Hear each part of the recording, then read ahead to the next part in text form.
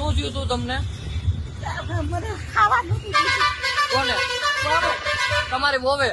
પછી મેં આખે રોટલી કરવા ગઈ. હા આખે રોટલી કરવા ગઈ. હા હાથ પાછી વેડ્યું આખી મને મારી ગયો અને મને કે તું વયા જ જાય, તું નથી જોતી ને કાં મરી જાય છે. ઓકે. તમારી વહુનું નામ શું છે? ગીતાબેન. ગીતાબેન. દાદા ક્યાં છે દાદા?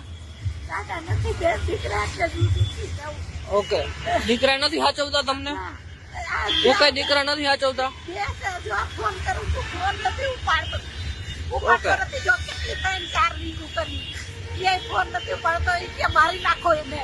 આ બા છે વિજયાબેન ભંડેરી, જે રાજકોટના જાનકી પાર્કમાં રહેતા હતા. પણ તેમની કપાતર વહુએ વેલણથી માર મારીને વૃદ્ધાને ઘરમાંથી કાઢી મૂક્યા હતા, જેનો વિડીયો સોશિયલ મીડિયામાં વાયરલ થયો હતો.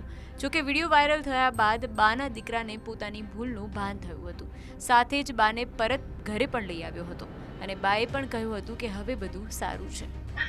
એ તો જે થયો છે એ બરોબર સાચું છે, પણ હવે કાંઈ પરિસ્થિતિ નથી. અમારા ઘરનાએ પણ માફી માંગી લીધી બા પાસે, અને પેલાય પણ બહુ સારી રીતે જ રાખતા હતા. પણ આ શું છે કે કોઈ કારણોસર મગજ તપી જવાની હિસાબે આ ઘટના બનેલી, પણ એની અમને બહુ દુઃખ છે. અને હવે કાંઈ વાંધો છે નહીં, જે બાની તમે પૂછી લીધું છે અને હવે વ્યવસ્થિત રહે છે.